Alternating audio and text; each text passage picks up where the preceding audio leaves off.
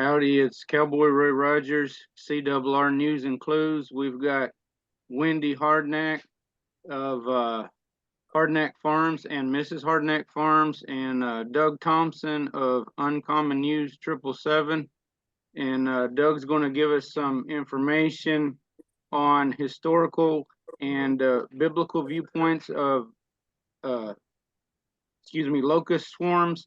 And then we're going to move to what we have come up together to see what we can do to protect our foods, our gardens, our garden beds, greenhouses, and stored foods. Go ahead, Doug. All right. Thanks for the intro, Roy. Okay, guys. So, there's a lot of people that believe in end time prophecy and that we are currently living in the last days, the end days. And for that reason, um, the three of us have come up with a list of recommendations that we are making for people to be prepared for the locust swarms that were described by the prophet Joel. Now, the, the book of Joel is a very short book. It can be read in about 15 minutes, and I would definitely recommend to the audience that they go ahead and take a very close examination of that book. Um, the translation that I have is the New Revised Standard Version. You can refer to whatever translation you would like to. Nevertheless, Joel describes four different types of locusts that will signal the imminent return of Christ, or rather the day of the Lord, as many prophets refer to it. Now, uh, these locusts that he is describing, they differ from the locusts that are mentioned in Revelation 9. In Revelation 9, there are locusts which are they are leaded by the angel Abaddon. However, those locusts are not tasked to destroy the fields, the grass, and the trees. They are tasked to torment those who do not have the seal of God on their forehead. Nevertheless, Joel describes four different types of locusts who do that do destroy the fields and the trees, and they have God as their leader. So going into it, we'll go ahead and give a brief description of these locusts and what it is they do, or what it is Joel told us they will do. So in the New Revised Standard Version, these four different types of locusts are given names. They're the cutting locust, the swarming locust, the hopping locust, and the destroying locust. Your translation might have different names, but those are the names of the locusts in the New Revised Standard Version. They are described as having teeth like lions. This is in Joel chapter 1, verse 6. And they also appear to be like horses prepared for battle. This is in Joel chapter 2, verses 4. Now, you might think that that's very similar description as the locusts in Revelation 9. You'd be correct. They have a very similar description there. Nevertheless, like I said previously, the locusts in Revelation 9, they are tasked with tormenting uh, people who do not have the seal of God written on their forehead. So these locusts that Joel mentioned will last for years, and he says that in chapter 2, verse 25. And the type of damage that they inflict on the environment is as follows. This is according to Joel's description as translated in the New Revised Standard Version. They devastate fields. Uh, the grain will be destroyed. Wheat and barley will be ruined. Vines will be laid to waste. Fig trees will be splintered. Uh, the bark will be stripped. The pomegranate, palm, and apple will be dried up. They will get into the windows. They will get into houses through windows, and weapons will not stop them. They will go straight through our weapons.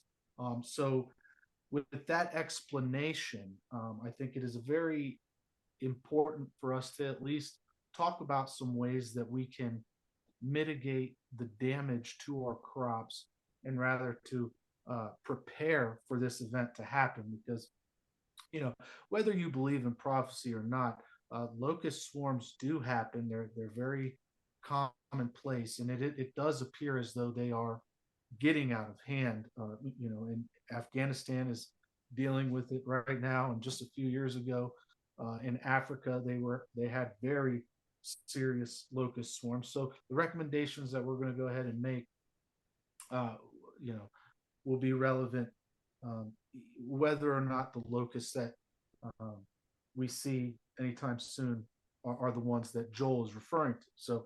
Um, so all that being said, right? What are some things that we can do to prepare for this? It is my recommendation, my personal recommendation, that we would at least have some kind of perennial tuber crop that we can rely on uh, to expand. So if you were to have, let's say you have some kind of garden in your backyard and you're planting melons and maybe squash and some kind of grain or whatever. Also, I would recommend to include in that a perennial tuber. Now, there are many types of tubers that I would recommend. First and foremost, Jerusalem artichoke. Jerusalem artichoke is a very strong plant. It grows in many types of soils, um, maybe even sweet potato, carrot, onion, skirret, things that will self-propagate, that you don't require very much work. Now, the root plants, the tubers, that's one plant that Joel didn't describe being destroyed by these um, locusts. The tops of the tubers or the tops of the root plants might get eaten, but nevertheless, if it's a perennial tuber or some kind of perennial root plant, then it should be able to bounce back from the top being eaten away. And one of the ways that you could protect the root crops from the locusts, if you're worried about them digging into the ground and getting to the root, you could just cover the ground with large rocks, maybe even bricks or something that the locusts can't move around. That way, if they are able to dig into the ground, they can't get directly to the tuber. So just large rocks.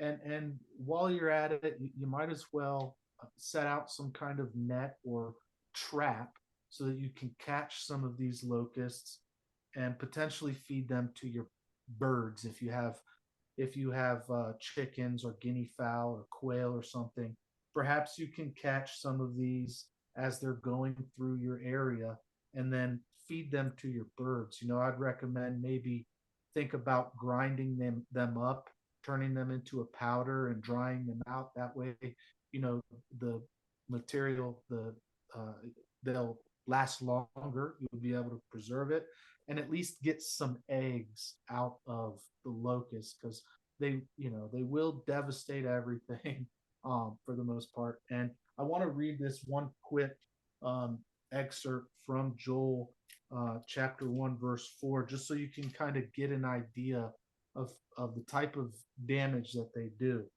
um, what the cutting locust left, the swarming locust has eaten. What the swarming locust left, the hopping locust has eaten. What the hopping locust left, the destroying locust has eaten. So uh, that description alone should tell you that when this event occurs, it is going to be catastrophic to our agricultural system. And for that reason, and pretty much that reason alone, it would behoove us to have this conversation now and prepare some kind of mechanism or have some kind of uh, uh, game plan ready to respond to this event, because, as Joel said, it will last for years. So, with that, I'll send it off to Wendy and Roy. Yes, Wendy, please provide what you 1 and 2. Okay. I had some ideas, of course, to protect the root crops. Also, you could build frames around them and then use this real small hardware cloth.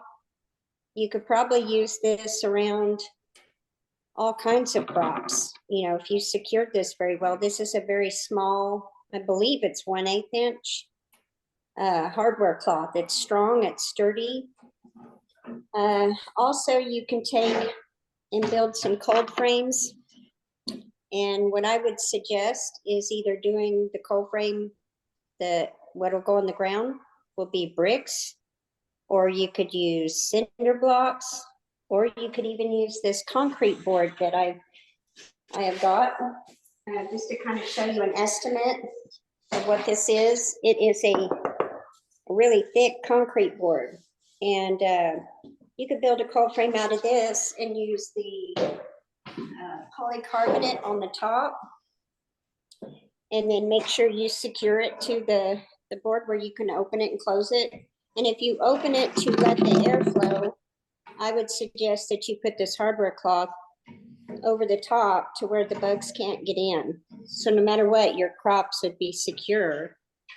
That's just a couple ideas I had. If you already have a greenhouse, which, you know, how he was describing that, if they can get in to your home, I would assume they could get into the greenhouse. So I was looking around the geothermal greenhouse and I thought, how could I secure that to where they can't even get into that? Well, I would have to use that same hardware cloth and cover the louver, and then cover the outside of the louver and make sure I do it on both sides to where it can't get in.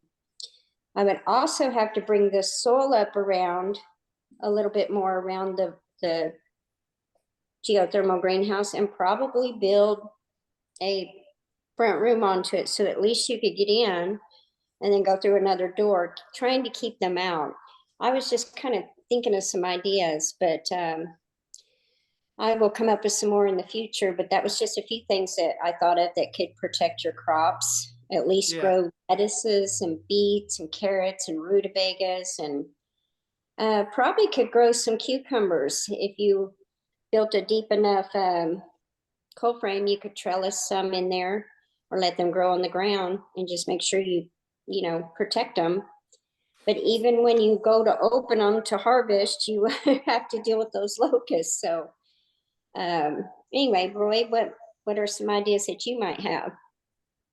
I agree a lot with both of yours, and I hadn't even thought of the tubers and so forth. So that, and actually, I have some just naturally going in my place, or not necessarily tubers, but like the perennial onions and garlic that just grow. They freeze off the top of the winter, and then they grow again and keep reproducing here. So that is some excellent, especially for a larger amount. So you're not restricted to a small space. And the one thought I had first had was just the hardware cloth there. That's a galvanized coated wire so that it's not susceptible to acids from the insects or other things.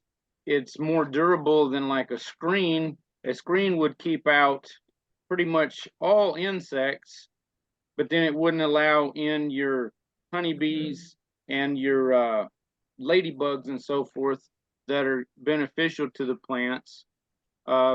You might need to put both. The screen's not going to keep cats, raccoons, and assorted vermin out. If you're building flat on the ground, you'll need something like the hardware cloth or something else underneath, possibly because of moles and gophers digging up from the bottom. Depending on your climate, up in British Columbia, Brian Gunderson, whose channel is Geomagnetic Earthwatch, he uses wood frames at this time and then puts 3 inches of a styrofoam insulation so he can grow year round. So the thickness of what material you want to use could be determined about your climate. Although if it's thicker, that can help keep out some of the heat if you have small beds also, I'm sure. But we've got to look at the locusts, grasshoppers, any assortment of insects, plus the assortment of rodents and larger varmints and so forth, and try to do something all at once so that we're not just on one target there. The polycarbonate Wendy mentioned is sort of like a plexiglass, but it's works differently. And I had a link, but it's not available at this moment. For further information, I want to show you Brian's channel because that's who I mentioned. He's using those, and in one of his two of his recent videos, I do believe he showed those because the polycarbonate can protect from the UV. This video and this one, they can protect your crops from the ultraviolet B and C that are now coming through Earth's weak magnetosphere, and therefore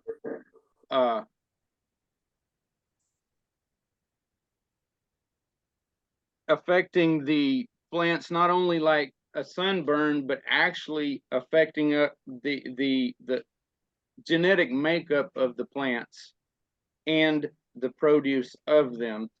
And if you check his out, he has done field tests of one group of potatoes just planted out in the open sunlight, another using toe sack cloth, which is kind of a mesh with, but large openings, not like just a sheet of cloth, and then underneath the polycarbonate. And he's done this over the past few years already, before we had more problems, excuse me, and showed the results, and there was dramatic results in the potatoes that he dug up, dramatic differences. And on the same time, a lot of the greenhouses use the plastic opaque sheeting for the hoop houses and so forth, which work great, but they're more susceptible to these insects and others, as well as to the different vermin. And this is why, like the polycarbonate, there is a corrugated roofing that's made of fiberglass that the sunlight can shine through and it blocks some. You're going to have trouble sealing off every bit of that corrugation. So that could be problematic. I had tried to look into prices on that stuff, and there's actually apparently greenhouse kits available using that polycarbonate that you can order and put the thing together if you want it, you know, full light. It just depends on, again, climate and region and so forth. And also we need to keep in mind that even though there is very minimal true climate change at this time, and very minimal change in temperatures, if we're trying to build something for long term, we need to figure on the possibility of more sunlight, but also the possibility of actual colder temperatures instead of warmer within the next decade. Do either of you have further input? I'm kind of at a stop there. I actually had some idea. When you're doing even if you did the greenhouse with the opaque sheeting, you could retrofit the greenhouse with this hardware cloth as well. And I thought of another thing that you could do is, you know how people build a pretty good sized chicken run and they predator proof it, and they use this real tiny hardware cloth? You could predator proof a big run an area and then grow your food in that. And you can also cover the top with a aluminate shade cloth. Interesting. Or Absolutely. you Yeah, I can think put the aluminate shade cloth on the inside and tack it in there to keep it from getting too much of the sunlight. Just some yeah, ideas. I think all those are great ideas. I think um, probably one of the best ideas would be to have a run where you have different fence posts in the ground, and then uh, run a bunch of that hardware cloth that you had all the way up and down different sides and on top as well.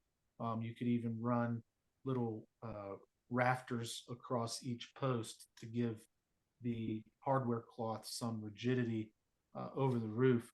Now, keep in mind, guys, these locusts are described as being able to splinter fig trees. What that means is, your best guess. If they're able to splinter fig trees and strip bark off of trees, they're very strong insects that with what they're capable of doing. So that being said, it appears as though from this description that they are able to cut through wood.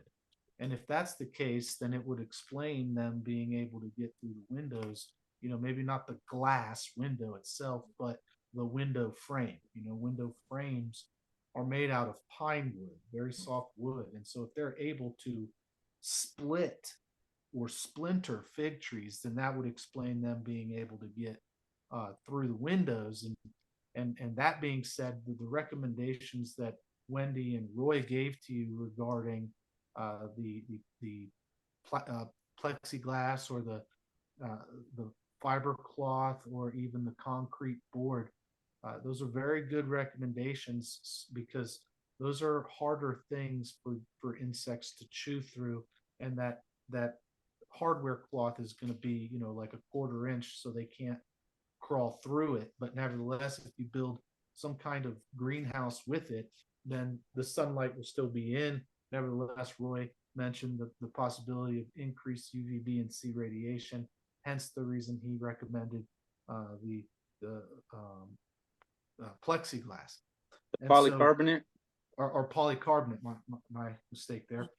So guys, all that being said, if you have, let's say you have a raised garden bed, and your raised garden bed is made out of wood. Well, if these insects are able to eat through the wood, and there's billions of these locusts coming into your area all at the same time, that 2-inch thick piece of 2x6 or 2x8 might not last very long in the presence of billions of locusts. So that being said, the locusts might very well destroy your raised garden bed if your raised garden bed is being contained by wood.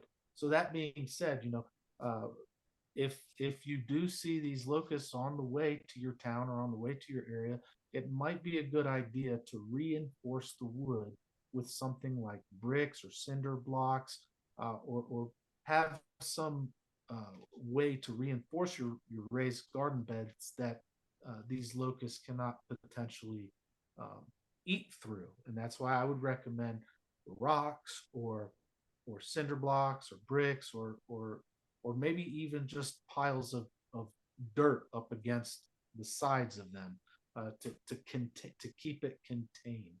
And that being said, if you do have raised garden beds, then you might be able to just get away with some of the hardware cloth, like what Wendy showed you, just laying it over the top and maybe drilling it into the frame of your raised garden bed.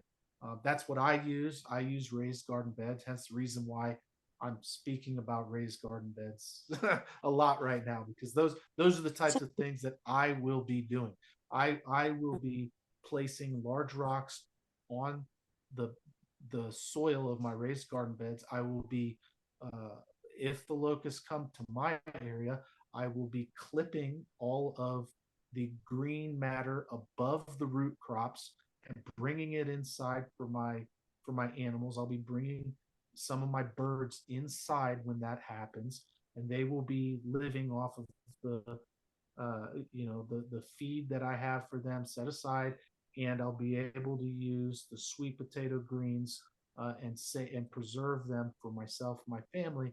And then when the locusts go over, as long as I continue to water those perennial root crops, they will bounce back, and it'll be something that at least my family will be able to rely on should the agricultural system be considerably damaged from this event. So, yeah. And you both reminded me of some more things on the cinder block raised beds, and the same thing could be used to build a larger structure for greenhouse or your food storage and so forth too. If you're in a seismic prone area, or pretty much everywhere will become more seismically active throughout the next years because of solar events and so forth, and astronomical cycles. Uh, with stone stack, brick, and cinder block structures, when there's intensive shaking from beneath, generally the corners of those break outward and the walls collapse down. The same thing might possibly happen with something smaller as well. And if you build with rebar rod stuck down each hole of your cinder blocks and then pour concrete in those, that can help from that splitting and shifting. But also at the tops of the corners, you can use a L-shaped flat steel across on them attached to that rebar, or just have rod, nail, bolt, something on that surface sticking down in that concrete, can help prevent that from splitting out. That should probably be done in pretty much any cinder block structure anyway. As far as I know, it's not.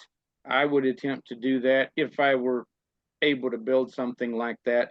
Currently, I'm trying to use some raised beds. Some were the 250-gallon liquid totes. I cut across the middle and turned the top upside down and put this hardware cloth, that 1/4 inch like Wendy showed, to block any moles and so forth from getting in. And I actually put that over screen because I didn't want fire ants to be able to build a mound underneath and get in there and take over it easily. The other thing is the 15 to 20-gallon mineral tubs that the farmers get with their stuff in. I buy them used off a farmer. We're running short on the video time here in a little bit. Wendy, do you have any more input? Just one real quick. So on your raised beds on all four corners, you could put real high post and then secure your whole bed if you have tall growing crops with the hardware cloth, and then cover the top and then seal it all up real good to where locusts can't get in. Because your tomatoes and your peppers, there are a lot of stuff that pollinates on its own. A little bit of shaking. They don't need pollinators. So anyway, I know we're short on time, so. No, that's good. Yeah, I guess We've got a few minutes left. Okay. If needed. Well, guys, I want to reinforce what Roy was saying there about the different correlations between this event and other prophecies regarding the end times. I think Roy hit the nail on the head there. The book of Joel has many verses that parallel, or rather correlate, to end time prophecies. I mean, it talks about signs in the heavens and on earth. It talks about earthquakes, heaven trembling, the sun and the moon darkened, stars withdrawing their shining. And many of these events these events are spoken of in future tense. Many times there's the voice of God in here saying, "I will do this, I will do that." So these are spoken of things to come, right? So the book of Joel is very short. It's just a couple, three chapters long to be read in a few minutes. I would definitely recommend whatever Bible you have to open it up, take a very close look at it. But for my closing statement, I'd like to end with this, if you guys don't mind me reading the scripture here. Please do. Okay, we'll Yes. go ahead. Um, we'll go ahead and read Joel chapter 2, verses. Well, we'll just read Joel chapter 2 up until verse 14. So 14 verses in the book of Joel. Blow the trumpet in Zion, sound the alarm on my holy mountain. Let all the inhabitants of the land tremble, for the day of the Lord is coming. It is near, a day of darkness and gloom, a day of clouds and thick darkness, like blackness spread upon the mountains. A great and powerful army comes. Their like has never been from old, nor will be again after them in ages to come. Fire devours in front of them. Fire devours in front of them, and behind them a flame burns. Before them the land is like Garden of Eden, but after them a desolate wilderness, and nothing escapes them. They have the appearance of horses, and like war horses they charge. As with the rumbling of chariots they leap on the tops of mountains, like the crackling of a flame of fire devouring the stubble, like a powerful army drawn up for battle. Before them people are in anguish. All faces grow pale. Like warriors they charge. Like soldiers they scale the wall. Each keeps to his own course. They do not swerve from their path. They do not jostle one another. Each keeps to its own track. They burst through the weapons and are not halted. They leap upon the city. They run upon the walls. They climb up into the houses. They enter through the windows like a thief. The earth quakes before them. The heavens tremble. The sun and the moon are darkened, and the stars withdraw their shining. The Lord utters his voice at the head of his army. How vast is his host! Numberless are those who obey his command. Truly, the day of the Lord is great, terrible indeed. Who can endure it? Yet even now, says the Lord, return to me with all your heart, with fasting, with weeping, with mourning. Rend your hearts and not your clothing. Return to the Lord your God, for he is gracious and merciful, slow to anger and abounding in steadfast love, and relents from punishing. Who knows whether he will not turn and relent and leave a blessing behind him, a grain offering and a drink offering for the Lord your God. So that pretty much sums up the event as far as I see it. Nevertheless, guys, hope you enjoyed this conversation that Wendy, Roy, and myself had together. Hope you got something out of it. And with that, I will yield the final words to Wendy and Roy. Thank you. Thank you. I have one thing here I would like to show. This is the polycarbonate greenhouses that I mentioned to help better understand for folks that are unfamiliar. And then apparently they've got sheeting available also.